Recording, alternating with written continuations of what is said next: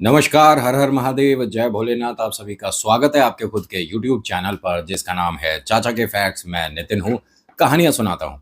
देखिए, एक छोटी सी बात कहूँ, कभी भी हमारे सामने कुछ ऐसी परिस्थिति आने वाली होती है ना, जैसे हम जब सामने वाले को बताते हैं तो उसके मन में ये आता है कि ये मजाक कर रहा है क्या हमारे साथ, या कौन से ज़माने में जी रहे हो तुम, ये भूत प्रेत आत्माएं, कैसी बातें कर रहे हो तुम। तो इसमें ना एक सवाल उठता है अपने लिए कि क्या हमें ये बात किसी के साथ शेयर करनी चाहिए या नहीं। तो आपके मन में ऐसी बातें आती होगी। अगर बाई चांस ऐसा कुछ भयानक जो मैं आज आपको बताऊंगा आपने भी कभी महसूस किया है तो मेरे साथ शेयर कर सकते हो। Facebook, WhatsApp, Insta, comment section, कहीं भी आप मुझे मैसेज करिए, मैं आप तक ज़रूर आऊँगा। कहानी अपलोड ज़रूर होगी, लेकिन थोड़ा वक्त लगेगा। आज जो मैं आपको कहानी सुनाने वाला हूँ, ये शुरुआत में बहुत बहुत सारे सिम्पटम्स घर में दिखने लग गए थे, बहुत सारी चीज़ें अजीब होनी शुरू हो गई थी। लेकिन जब तक परिस्थिति पूरी तरीके से नहीं बिगाड़ ली ना, या नहीं बिगड़ गई, तब तक ये संभले नहीं। ईश्वर को तो घर से ऐसे बाहर कर दिया था जैसे वो कभी घर में थे ही नहीं। और ये वो लोग हैं जिनकी मैं कहानी सुना रहा हूँ, जो कि पूजा पाठी भी थे और ईश्वर पर विश्वास भी करते थे। समझ गए? अभी फिलहाल चैनल का इंट्रो, फिर उसके बाद आकर कहानी शुरू करूंगा। कहीं मत जाइएगा, पूरी कहानी सुनिएगा। हर हर महादेव।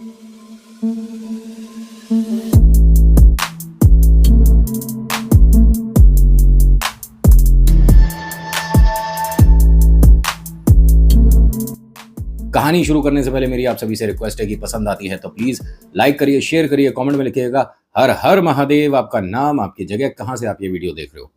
और वीडियो जिन्होंने भेजी है इन्होंने कहा था कि हमारा नाम चेंज मत करिएगा, हमारा नाम अतुल है। लेकिन मेरे भाई अतुल, जैसा आपने कहा था नाम तो वही रखा, लेकिन दिल्ली में आना जाना तो मेरा भी बहुत है। और जो आपने जगह बताई है ये गलत बताई है। ये जो आप जगह बता रहे हो, जो आपने कहा कि मैं यहाँ रहता हूँ, ये मयूर विहार नहीं है। आज की कहानी अतुल जी ने भेजी है दिल्ली से। और अतुल मेरे भाई जब ये अनुभव कर रहे थे उस वक्त इनकी उम्र इतनी नहीं थी, क्योंकि जो 10वीं का एग्ज़ाम दे रहा है वो बालक ही है, मतलब जिसके अब 10वीं के एग्ज़ाम आएंगे, ठीक है, वो बच्चा ही है। उसकी छोटी बहन दीप्ति जो कि 8th क्लास में है, और उसका सबसे छोटा भाई जो कि 6th क्लास में है। ये 10th में अब आया है, मतलब इस साल एग्ज़ाम होंगे। इनका जो घर है ये पुराने टाइप का सा बना हुआ है, और हर बार इनके घर में एक ही बात आती है कि क्यों ना हम इस बार जो वाइट वॉश वगैरह करवाएं, उससे पहले घर की थोड़ी मरम्मत करा ली जाए। लेकिन ये बात हवा हो जाती है, क्योंकि जब बजट बिगड़ता है ना, एक साधारण सी मिडिल क्लास फैमिली के लिए कोई भी नया चीज़ खरीदना बहुत भारी पड़ जाता है। इसीलिए हर बार छोड़ो फिर कभी, हर बार छोड़ो फिर कभी। लेकिन इस बार स्थिति ऐसी है कि घर में भाई साहब सीलन इतनी आ गई है, पपड़ियाँ झड़ रही हैं और पता नहीं क्या क्या हो रहा है, तो मजबूरन इन्हें थोड़ा सा काम करवाना पड़ेगा। अतुल ने कहा कि मेरा इस साल 10वीं का एग्ज़ाम है, क्यों ना मैं फिर मौसी के जाकर रह लूँ जब घर में इतना काम होगा। माता पिता ने कहा नहीं, बाजार जाना है, सामान लाना है, काम करना है, घर का बड़ा बेटा है, तू ही करेगा। अब बेचारा क्या करे, 10वीं की तैयारी करे कि घर में ये सारी चीज़ें करे। लेकिन दोनों बातें अपनी अपनी जगह है। अतुल ने कहा कि ठीक है, आपको जो कराना है कराओ, लेकिन सिर्फ नीचे वाले फ्लोर पे करा लो, जो ऊपर वाला है, मतलब जिसमें ये अतुल, दीप्ति और सोनू रहते हैं, ठीक है, इसे छोड़ दो आप, हमारा तो वैसे भी ठीक है, बस जो दिक्कत है वो नीचे वाले घर में ही तो है।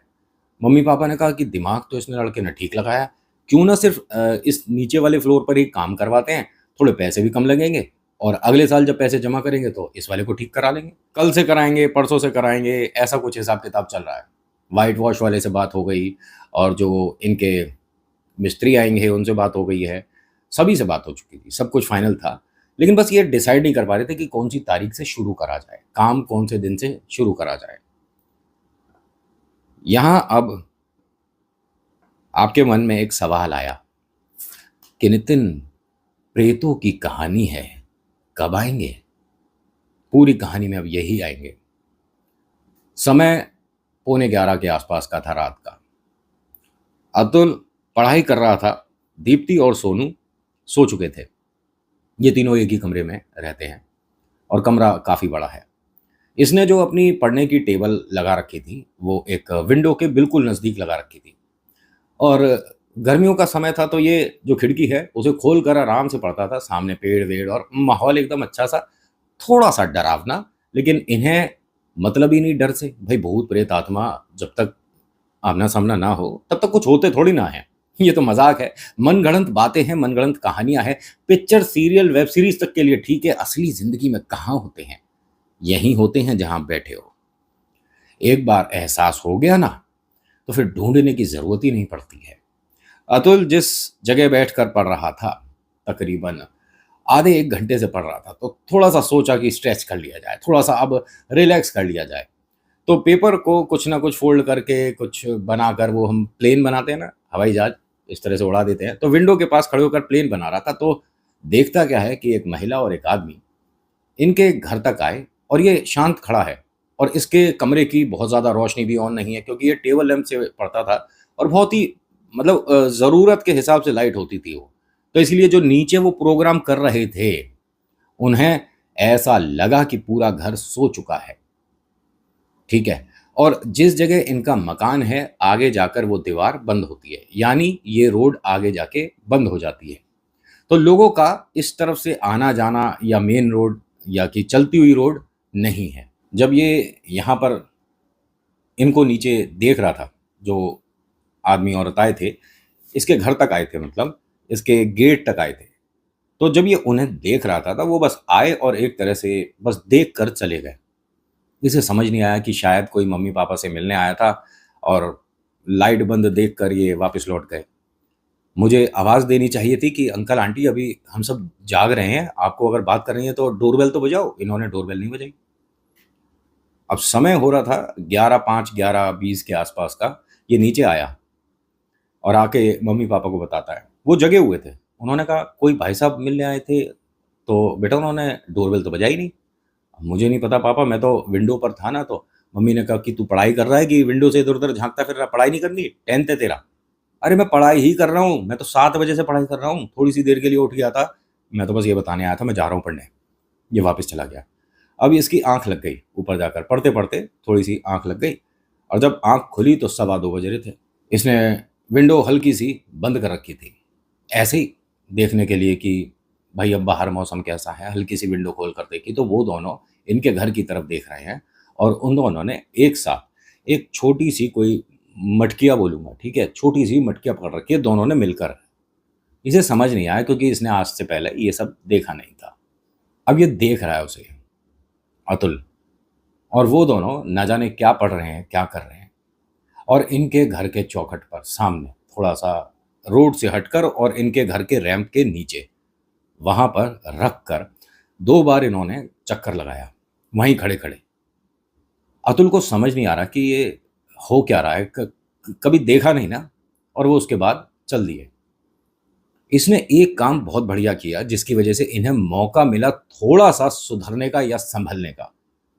इसने वहीं से उन्हें आवाज दे दी, अंकल आंटी, ये आप क्या रख के चले गए घर पर? और उनमें से एक ने, जो कि शायद नया नया अभी इस विद्या को सीखने का काम कर रहा है, क्योंकि वो जो महिला है वो तो एक्सपर्ट है, क्योंकि उसने पलट कर नहीं देखा। लेकिन ये जो पुरुष है जो उनके साथ आए थे, उन भाई साहब ने पलट कर देख लिया कि हमें आवाज़ किसने दी है। और जब वो पलटे तो नज़र तो मटकी पर उसकी भी पड़ गई। इनको छूने से, इनको लांगने से शुरू होता है, लेकिन हल्का फुल्का सा 1-8% बोल सकता हूं कि देखने से भी शुरू हो सकता होगा। तभी तो उस आदमी के साथ या अतुल के साथ ये हुआ। वो लोग चले गए और अतुल दौड़ता भागता नीचे आया। मम्मी पापा उठो उठो उठो उठो, मम्मी पापा उठो। वो दोनों उठे कि अब क्या है, अब फिर से कुछ देख लिया? अरे वो हमारे घर के सामने कुछ रख कर गए हैं। क्या? कौन रख के गए हैं, क्या रख के गए हैं? अब दोनों घबरा गए ये सुनकर कि हमारे घर के आगे कुछ रख कर गए हैं। ये हफरा तफरी में उठे और दरवाज़ा खोलकर जब जाने लगे, तभी इनके जो पिता हैं अतुल के, उन्होंने रोक दिया कि तुम दोनों घर में ही रहो, मैं देख कर आता हूँ कि भाई कौन है मिलने जो चाहते हैं इतनी देर रात। हमें सभी को इस तरह से बाहर नहीं आना चाहिए, तुम रुको, मैं देख कर आऊँगा। अतुल ने कहा कि पापा मैं भी चलूँगा। उन्होंने घर के सामने ही एक छोटी सी मटकी रखी है। ये दरवाज़ा खोलते खोलते एकदम रुक गए। क्या रखी है? मटकी? मजाक कर रहा है क्या? नहीं नहीं, छोटी सी है, जैसे हमारे घड़ा नहीं है उस तरह की कोई छोटी मटकी सी है। अब माता पिता दोनों समझ गए कि हमारे घर पर कोई कुछ जो रख कर गया है ये गलत है। सबसे बड़ी अजीब बात क्या है कि हमारे बेटे ने ये होते हुए देखा है, और कहा जाता है कि इसे करते हुए देखने वाले पर भी ये अपना खेल कर सकती है, कर सकती है। माता पिता ने कहा कि एक काम कर, भूल जा, सुबह देखेंगे, अभी फिलहाल रात ज़्यादा हो गई, तू जाकर सो जा और खिड़की बंद कर ले। वो जैसे ही जाने लगा, पिता ने हाथ पकड़ लिया और कहा कि नहीं, आज तू यहीं हमारे पास सोएगा। भाई हमारा लड़का बड़ा हो गया है, 10वीं के एग्ज़ाम देगा, इतना समय हो गया, बाप बेटे ने बैठकर बात नहीं करी। माँ समझ गई कि पिता ने ऐसा क्यों करा है, इसे अपने पास बैठा लिया और इससे कहते हैं कि यहीं सोफे पर सो जा आज तू, थोड़ी देर टीवी देख ले। अरे पापा, हम देखो तो सही, 2:40 पौने 3 हो रहा है, अब इस टाइम टीवी देखूंगा। अच्छा एक काम करते हैं, नूडल्स खाएगा? हाँ खा लूंगा। चलो ठीक है, फिर मैं बनाता हूँ, तुम्हारे लिए चाय और तेरे लिए नूडल्स। अब घर में चहल पहल सी हो रही थी, तो हमारी बहना दीप्ति और हमारा छोटा बाबू सोनू ये भी उठ गए। आंख मलते मलते नीचे आए कि क्या हो रहा है घर में। अरे कुछ नहीं, अभी नूडल्स पार्टी हो रही है रात के 3 बजे। अच्छा, हम भी खाएंगे। अब जी माहौल एकदम से बदल गया, और जब ये खाना पीना चल रहा था, मजाक मस्ती चल रही थी, साधारण सा मिडिल क्लास फैमिली है, सब कुछ बढ़िया चल रहा था। माँ ने कहा कि भाई जब उठ ही गए हैं तो थोड़ा सा मैं काम निपटा लूँ, क्योंकि कल से साफ सफाई होनी शुरू होनी है। कल वो आ जाएंगे, ये जो भी इस पे रंग रोगन होना है, कहीं से टूट फूट है, तो मैं थोड़ा सा सामान समेट दूँ। पिता ने कहा कि अब रात के 3-4 बजे तुम ये करोगे, सो जाओ आराम से, अभी थोड़ा बैठे हैं, बात कर रहे हैं सब लोग। नहीं नहीं, मैं एक काम करती हूँ, मैं सबसे पहले मंदिर समेट देती हूँ। पिता ने कहा कि मंदिर से मतलब क्यों, अभी वहाँ उस कमरे में थोड़ी ना होना है कुछ। नहीं नहीं, पहले हमारे वहाँ सब सब गंदा बंदा है, मैं पहले मंदिर समेट देती हूँ। ये बड़ा सा एक चादर लेकर गई, मंदिर के आगे रखा, और किसी भी भगवान की मूर्ति फोटो को आराम से उठाकर रखा ही नहीं, खींच दिया कपड़ा समेत। ठीक है, आप समझ लो। उन्होंने उसको मंदिर में, वो जो हम एक आसन लगाते हैं उस पर हम ईश्वर को विराजमान करते हैं, इन्होंने चादर समेत पूरा ऐसे खींच लिया, और ये सब देखा होते हुए अतुल्य।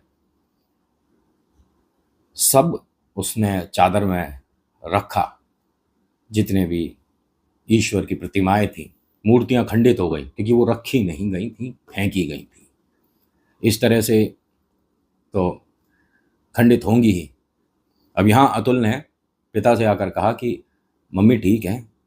हाँ क्यों, क्या हुआ? अरे वो मंदिर में भगवान की जो मूर्तियाँ हैं, फोटो है, इस तरह से खींच खींच के निकाल कर उन्होंने चादर में भरी है, वो सब टूट टाट जाएंगी। नहीं नहीं, तो आराम से उठाकर रखनी चाहिए। तो मंदिर वो क्या बिल्कुल खाली कर दिया क्या?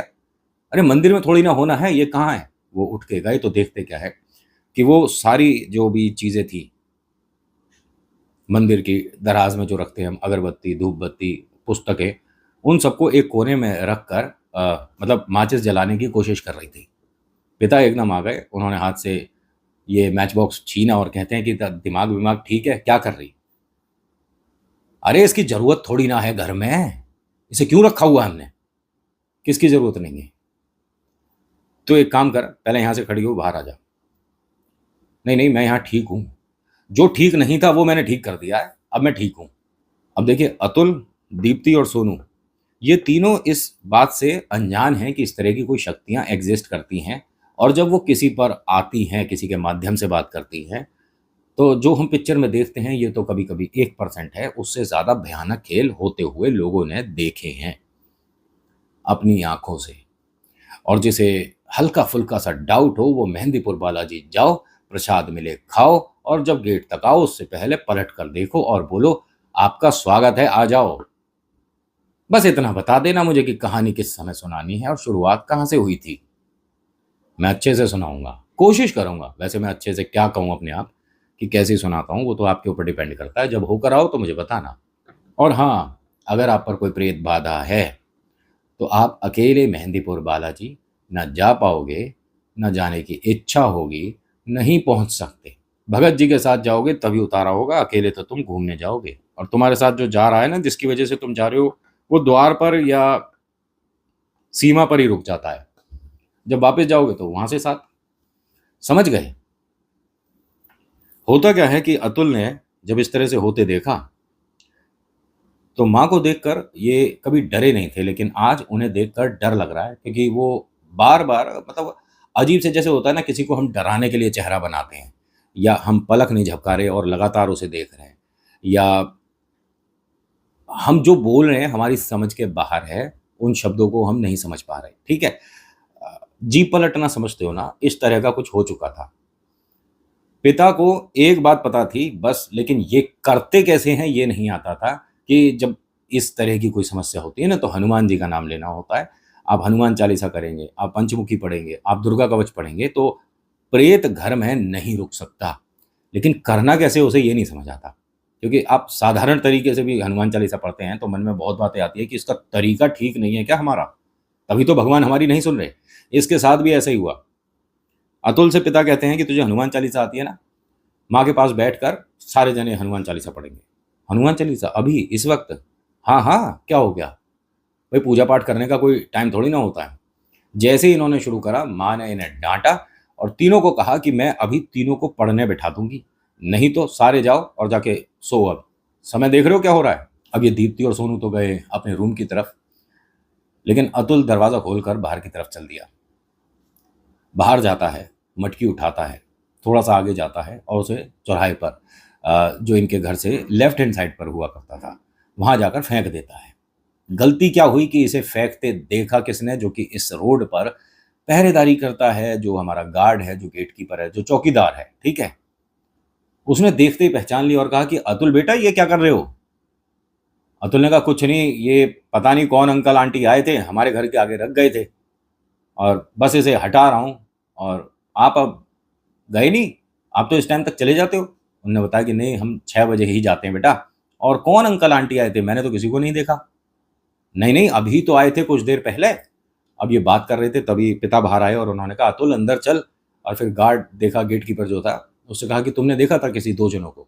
उसने कहा नहीं भाई साहब, मैं तो जब आया हूँ, और जो गार्ड रहता है मतलब सुबह से रात तक वाला, हो सकता है कि जब वो गया है मैं आया हूँ, रजिस्टर में हमने जब तक एंट्री करी है तब कोई आया हो।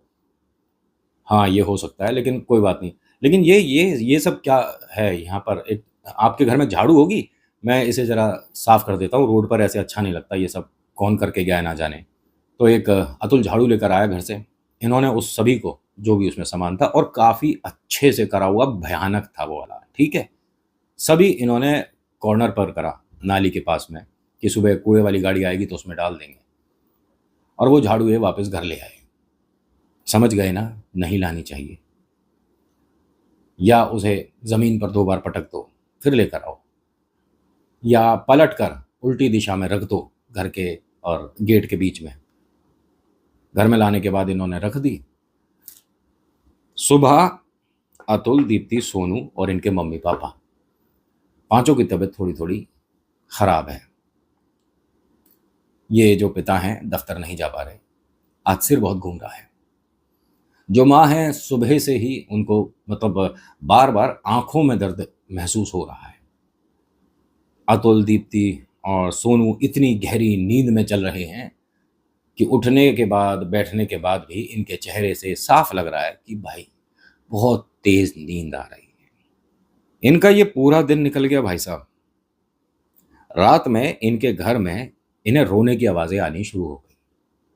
इनमें से किसी ने भी आज खाना नहीं खाया है। ये छोटे छोटे जो बालक हैं, अतुल तो चलिए बड़ा है, भूखा रह सकता है। दीप्ति और सोनू, पूरे दिन कोई भूख ही नहीं लगी, कोई प्यास नहीं लगी इसे। गर्मी का समय है, खैर होता होगा ऐसा, क्योंकि जब प्रेत आसपास हो ना, तो ना जाने कैसा कैसा होता है, ये तो कुछ भी नहीं है। जैसे मैंने बताया ना आपको कि इनके घर में रोने की आवाज़ आ रही थी, तो ये उससे ना डर नहीं रहे थे, नॉर्मल था इनके लिए, जैसे कि रोज़ आती होगी, है ना। लेकिन हाँ, क्लियरली इनके घर में रोने की आवाज़ आनी शुरू हो चुकी थी, कि किसी कोने में बैठकर कोई सिसक सिसक कर रो रहा है। आज का दिन जैसे तैसे निकला, रात भी बीत गई, अब सुबह के 6 बज रहे थे। अतुल, दीप्ति, सोनू तीनों स्कूल के लिए तैयार हो रहे थे। अपने कमरे में थे। विंडो से देखते क्या है कि कुछ बच्चों की टोली इनके गेट पे आई और आवाज़ देती है कि अतुल, पापा से कहा था कि कुछ पैसे जमा कर लो भाई, हमें किट लेके आनी थी क्रिकेट की, क्या तू आज स्कूल जा रहा है अतुल? आवाज़ दे रहे थे उसे, तभी इसके पापा बाहर आए। अतुल भागता हुआ नीचे आया कि मैं भूल गया कि पापा से पैसे लेकर तुम्हें देने थे। हाँ पापा, हमें कुछ पैसे दे दो, हमें किट लेकर आनी है क्रिकेट की, हम सब पैसे मिलाकर जोड़कर एक किट लाएंगे। पापा ने कहा बढ़िया बात है, ऐसे कंट्रीब्यूशन तो चलना चाहिए, प्लेयर बनेंगे सब लोग। ठीक है, मैं कुछ पैसे लेकर आता हूँ।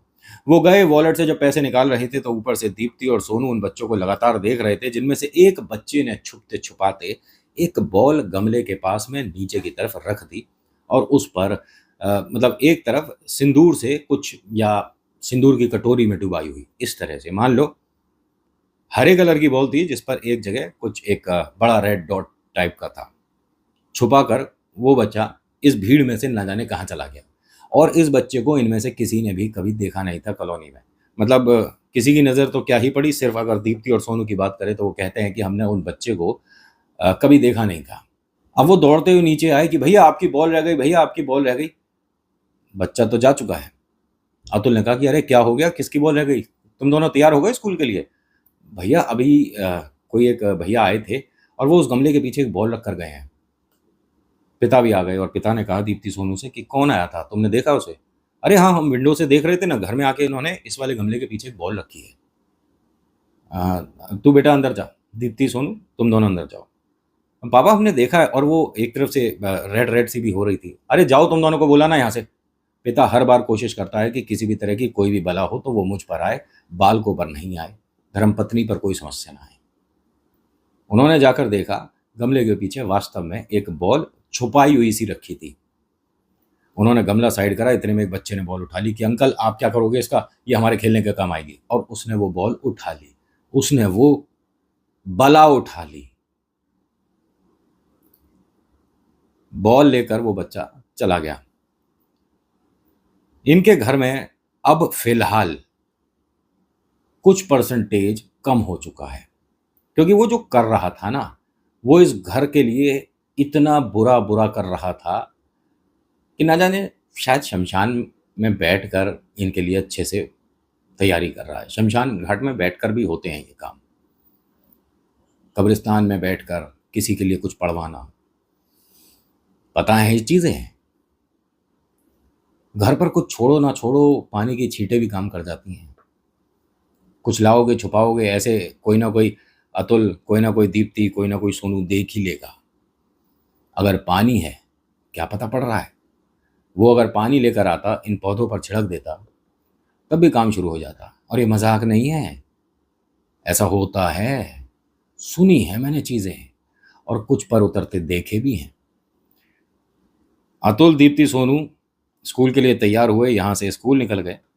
जो पिता हैं ये भी हिम्मत करके तैयार होकर दफ्तर जाना चाह रहे हैं, और जो धर्मपत्नी है, इनकी आंखों का अब ये हाल हो रहा है कि जो हमारा ये आंख का वाइट पोर्शन होता है ना, इसे हम जो भी बोलते हैं, ये कंप्लीटली रेड में कन्वर्ट हो चुका है, काफ़ी लाल, जो कि ना जाने कितने दिनों से, कितने रातों से सोई नहीं है, आंखें खुली हैं, पलकें ही नहीं झपका रही शायद, तभी इस वजह से आंख की हालत ये हो गई है। भयानक समय है, और एक डरावनी बात शुरू हुई इनके साथ। देखिए, मैंने कहानी की शुरुआत में आपको ये बात बताई थी कि ये मिडिल क्लास फैमिली की कहानी है, तो उससे ना एक बात तो कन्फर्म है कि इनके खामा-खा के खर्चे नहीं हैं, कर नहीं सकते क्योंकि हैसियत भी नहीं है। लेकिन ये कभी कोई डोमेस्टिक हेल्प नहीं रखते। अपने घर में कभी इन्होंने कोई भी काम वाली दीदी, मेहनत मतलब उसके लिए कपड़ों के लिए, बर्तन के लिए, झाड़ू पोंछे के लिए नहीं रखी। कुछ पैसे जाएँगे, क्या फ़ायदा? लेकिन इनके घर पर एक महिला आती हैं, उम्रदार हैं, उम्र तकरीबन 58 के आसपास। अतुल के पापा, अतुल की मम्मी, आपसे एक बात थी। दोनों पति पत्नी बाहर आए कि हाँ जी, बताइए, हम जानते हैं आपको? नहीं, अरे मुझे काम की ज़रूरत थी और बड़ी स्थिति ख़राब चल रही है घर पे। जो भी आप काम हो घर पर मुझे बता दीजिए। झाड़ू, पोंछा, बर्तन वग़ैरह मैं।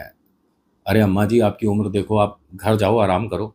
नहीं, नहीं बेटा देखो, सबको एक-दूसरे की मदद करनी चाहिए, क्योंकि जिस परेशानी में तुम हो ना, इस परेशानी में तुम्हारी मदद कम ही लोग करेंगे। मैं सामने वाले घर पर भी काम करती हूँ और उन्होंने ही एक मुझे कमरा दे रखा है जहाँ मैं रुकती हूँ। मैंने कुछ दिन पहले तुम्हारे घर के सामने किसी को कुछ रखते हुए देखा था और फिर कुछ देर बाद तुम्हारा बेटा उसे ले जाकर चौराहे पर फेंक कर आया था। सब जानती हूँ मैंने सब देखा है। क्या आप उन दोनों को पहचान सकते हो जिन्होंने रखा था? क्या करोगे उसका? पहचान कर क्या करोगे? मैं अगर तुम्हें उनके घर तक भी ले जाऊं तो भी तुम उसका कुछ नहीं कर पाओगे। कैसे बताओगे कि वो थे? भाई मैं तो हो चली बूढ़ी, इतनी दूर से क्या पता मैंने किसको देखा, चेहरा मुझे याद रहे ना रहे, लेकिन हाँ वो जो कर रहे थे वो मैंने देखा है। मैं सामने वाले घर में तकरीबन 5-6 साल से काम कर रही हूँ और वहाँ पर भी मेरी शुरुआत इसी चीज़ को लेकर हुई थी। ये लोग बालाजी आए थे और मैं बालाजी में सेवादारी करती थी खाने में। मतलब कि जब लंगर बनता है, ठीक है, भोग लगता है, उसके बाद से इन्होंने ऐसा मुझे सहारा दिया। मैं बेघर थी लेकिन मंदिर में मुझे आसरा मिला हुआ था। फिर यहाँ आ गई तो इनके लिए काम करा और फिर अब परिवार जैसा ही है। और तुम बालक मुझे बड़े सीधे साधे सच्चे प्यारे से लगे तो सोचा। और रही बात काम की, तो ये तो एक बहाना था आपसे बात शुरू करने का।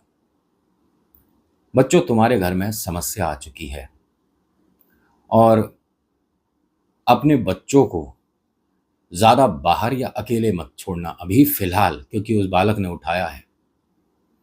और वो जो कुछ चीज़ें घर में दिख रही हैं ना मुझे, वो साधारण नहीं है, थोड़ी डरावनी है, भयानक है। तुम्हारे 2 और छोटे बच्चे हैं ना? हाँ, दीप्ति और सोनू, लेकिन उन्होंने तो ऐसा कुछ नहीं देखा। बस हाँ, एक बार दीप्ति और सोनू बता रहे थे कि हमारे घर में कोई आया था, उसने बॉल रखी थी। तो वो दोनों भी देख चुके हैं उसे। हाँ जी। तो क्या कहती हैं कि बेटा फिर तो तुम्हारे घर में तुम्हारे को एक पूजा रखवानी ही पड़ेगी। नहीं, हमारा बजट है नहीं। अभी हमें फ़िलहाल घर में रंग रोगन कराना है और ठीक है, वो सब कराओ। उसमें पैसे लगेंगे, लेकिन पूजा पाठ जो मैं बता रही हूँ उसमें पैसे नहीं लगेंगे। खुद ही कर लेना।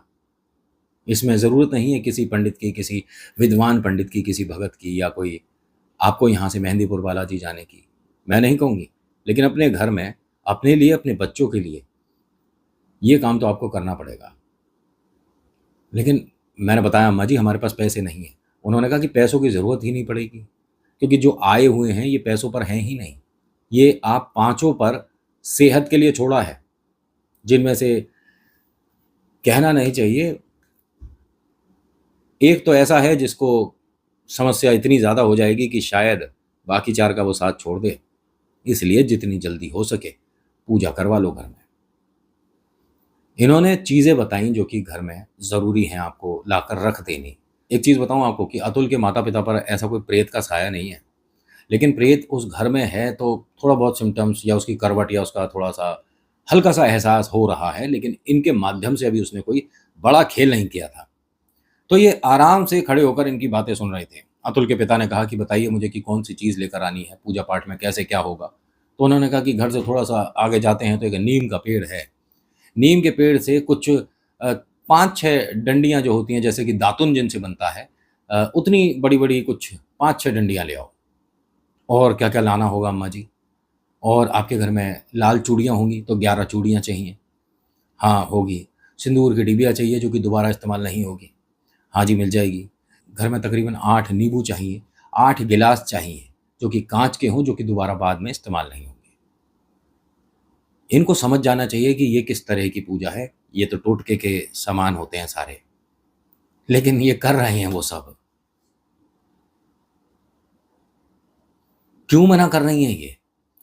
किसी भगत जी की ज़रूरत नहीं है, किसी पंडित को बुलाने की ज़रूरत नहीं है, ये पूजा तो आप अपने घर में ही कर लोगे।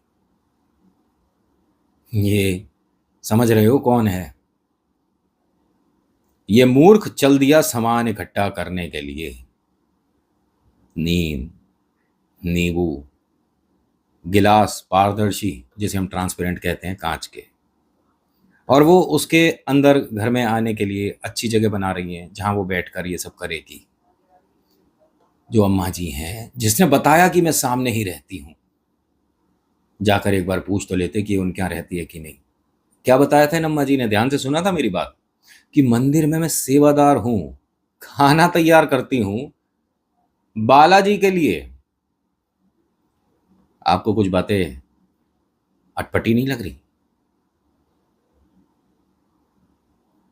अब जो होगा वो सबसे भयानक खेल होने वाला है। खुशी मनाओ कि वो तीनों स्कूल में हैं, लेकिन ये घर में अंदर आ चुकी है। अभी तक तो खेल नहीं हुआ, अभी तो कहानी में हो सकता है कि शुरुआत लगी हो आपको, लेकिन जो अगली आएगी ना, उसमें पहले सेकंड से एंड तक यही ये हैं। और ये कहानी आगे चलकर बहुत सारे ऐसे लोग हैं जिनके लिए एग्जाम्पल बनने वाली है। अभी फिलहाल आज की कहानी में इतना ही। कैसी लगी बताइएगा ज़रूर। अच्छी लगी तो please hit the like button, share करिए, कमेंट में लिखिएगा जय वीर बालाजी महाराज, आपका नाम आपकी जगह। किसी भी बात को सच मानना ना मानना ये सब आपके ऊपर डिपेंड करता है, मनगढ़ंत मनोरंजन के लिए कैसे भी मान लो, लेकिन एक बात सच, ईश्वर चमत्कार करते हैं, उन पर विश्वास करो, और आज के टाइम में ज़्यादा ज़रूरी है। So thank you so much for watching. मेरा नाम नितिन है, मुलाकात करूँगा आपसे अगली वीडियो में। हर हर महादेव, जय भोलेनाथ, धन्यवाद।